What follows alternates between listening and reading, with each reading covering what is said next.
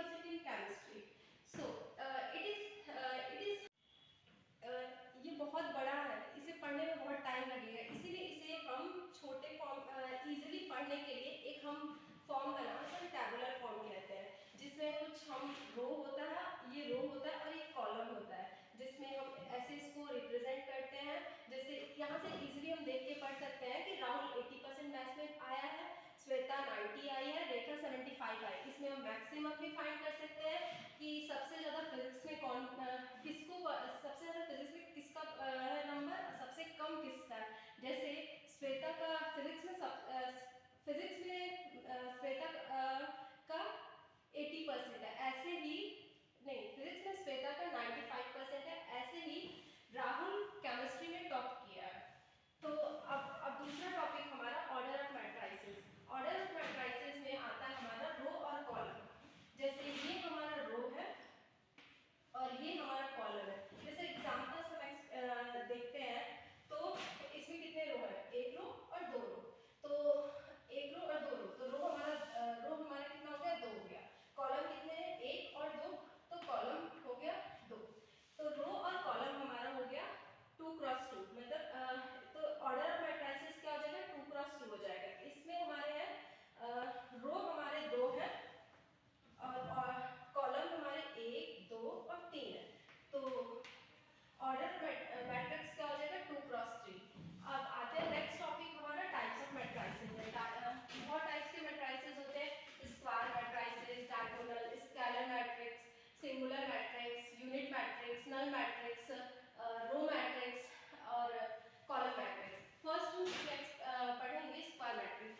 Square matrix वो होता है जिसमें रो और कॉलम दोनों बराबर होते हैं, मतलब m जिस हमारा कोई मैट्रिक्स है, ये मैट्रिक्स हम मान लेते हैं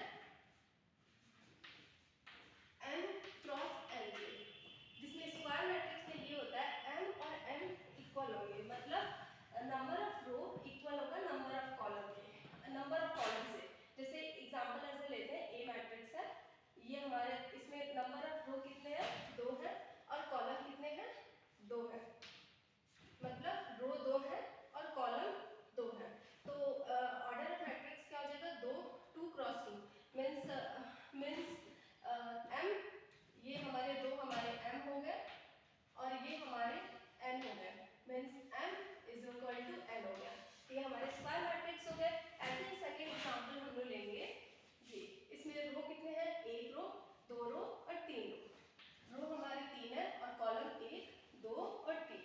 तो हमारे रो और कॉलम 3 है, मतलब m is equal to n means 3 is equal to 3। रो और कॉलम बराबर है, स्क्वायर मैट्रिक्स आएगा। अब सेकंड आएगा हमारा डायगोनल मैट्रिक्स। डायगोनल मैट्रिक्स क्या होता है, ये हमारा डायगोनल मैट्रिक्स है। जो डायगोनल मैट्रिक्स स्क्वायर मैट्रिक्स ही होता है, मतलब m क्रॉस n जो हमारा होता है, या तो m क्रॉस m होगा या n क्रॉस n होता है। अब इसमें ये स्क्वायर मैट्रिक्स है, तो कितने रो और कितने कॉलम है, 3 क्रॉस 3 का ये मैट्रिक्स है, जिसमें 3 रो है और 3 कॉलम है। इसमें देखो ये डायगोनल है, ये वाला एलिमेंट डायगोनल है, इसके जो किनारे किनारे अदर ऑफ एलिमेंट है वो सारे जीरो होते हैं, उसे हम डायगोनल मैट्रिक्स कहते हैं। स्केलर मैट्रिक्स एक तरह का डायगोनल स्क्वायर मैट्रिक्स होता है, जिसमें जो डायगोनल एलिमेंट्स होते हैं वो सारे सेम नंबर होते हैं, मतलब ये 3 है तो ये भी 3 होगा और ये भी 3 होगा, और जो ऑफ एलिमेंट होंगे वो सारे जीरो होंगे। यूनिट मैट्रिक्स मतलब डायगोनल स्क्वायर मैट्रिक्स होता है, जिसमें डायगोनल एलिमेंट सारे 1 होते हैं, जैसे 1 1 1। एग्जांपल ये रहा। अब आते हैं नेक्स्ट टॉपिक, नेक्स्ट पॉइंट हमारा नल मैट्रिक्स। नल मैट्रिक्स को हम रिप्रेजेंट करते हैं O से, और नल मैट्रिक्स में जितने भी एलिमेंट्स होते हैं सारे जीरो होते हैं। तो ये अब इसकी प्रॉपर्टीज कुछ होते हैं, जैसे कोई ए मैट्रिक्स है और इसे हम नल मैट्रिक्स से ऐड करते हैं, तो ये हमारा ए ही देता है, ए मैट्रिक्स ही देता है। अगर ए मैट्रिक्स को हम प्लस करते हैं minus of a matrix, then हमारा ये जीरो देता है, मींस नल मैट्रिक्स देता है। अब आती हूँ सिंगुलर मैट्रिक्स और नॉन सिंगुलर मैट्रिक्स हमारा होता है। सिंगुलर मैट्रिक्स होता है डिटर्मिनेंट ऑफ ए जीरो होता है। Let us assume a matrix A 1 2 and 3 6। तो इसका डिटरमिनेंट हम कैसे निकालेंगे, चेक करेंगे कि क्या ये मैट्रिक्स हमारा सिंगुलर मैट्रिक्स है। तो इसका डिटरमिनेंट निकालेंगे तो 1 क्रॉस 6 माइनस 2 क्रॉस 3, तो ये मेरा हो जाएगा 0, मतलब डिटरमिनेंट ऑफ ए हमारा 0 है। तो ये हम कंक्लूड कर सकते हैं ये हमारा नल मैट्रिक्स है। ऐसे ही ये डिटरमिनेंट ऑफ ए हमारा 0 है, तो इससे हम कंक्लूड कर सकते हैं ये सिंगुलर मैट्रिक्स है। ऐसे नॉन सिंगुलर मैट्रिक्स होता है जिसमें डिटरमिनेंट ऑफ ए हमारा नॉट इक्वल टू 0 होता है, डिटरमिनेंट ऑफ ए 0 के बराबर नहीं होता है, वो नॉन सिंगुलर मैट्रिक्स होता है। And the next topic is equality of matrix. Any matrix will be said to be equal if the order of two matrix will be equal. Like example, जो matrix A है और matrix B है, ठीक है, ये equal तभी कहलाते हैं, जैसे इक्वल तभी कहलाते हैं जब मैट्रिक्स A का, जैसे हम कोई मैट्रिक्स A है, इनका ऑर्डर m क्रॉस l है, और मैट्रिक्स B है, इनका ऑर्डर m क्रॉस l है। ये इक्वल मैट्रिक्स तभी कहलाएंगे जब इनका ऑर्डर सेम होगा, जैसे इन दोनों का ऑर्डर सेम है तो इक्वल मैट्रिक्स कहलाएंगे। जैसे एग्जांपल हम लोग ले लेते हैं, ए मैट्रिक्स है ए बी सी डी, ये है मेरा ऑर्डर 2 क्रॉस 2 है, और बी मैट्रिक्स है मेरा सी 0 2 1, ठीक है, तो इनका ऑर्डर कितना है 2 क्रॉस 2 है। तो ये दोनों का, तो ए और बी मैट्रिक्स का ऑर्डर सेम है, तो ये इक्वल मैट्रिक्स कहलाएंगे। मतलब इनसे हम कंक्लूजन निकाल सकते हैं A matrix is equal to B matrix, ठीक है। अब जैसे एग्जांपल हमारा एक है, क्वेश्चन है, ए मैट्रिक्स मुझे दिया और बी मैट्रिक्स दिया है, और हमें निकालना है एक्स वाई जेड, और ये हम इक्वल मैट्रिक्स है। ये क्वेश्चन में ये भी दिया है, ये इक्वालिटी का सिंबल रिप्रेजेंट कर रहा है, मतलब A matrix is equal to B matrix, ये हमें क्वेश्चन में दिया है। यहाँ से हम कंक्लूड कर सकते हैं x minus Y p minus q p plus q और x plus Y equal to हमारे इस वाले मैट्रिक्स के बराबर होगा 2 5 1 और 10 होगा। तो जो ये वाला एलिमेंट होगा इस वाले एलिमेंट के इक्वल होगा, मतलब x माइनस वाई हमारे 2 के इक्वल होगा और p माइनस q हमारे 1 के इक्वल होगा। ऐसे ही p प्लस q हमारे 5 के इक्वल होगा और x प्लस वाई हमारे 10 के इक्वल होगा। तो इन इक्वेशंस को सॉल्व करेंगे, जैसे यहाँ पे मैं सॉल्व करती हूँ, इन दोनों इक्वेशन को सॉल्व करो, x minus Y is equal to 2 and x plus Y is equal to 10। यहाँ से सॉल्व करेंगे ये कैंसिल हो जाएगा।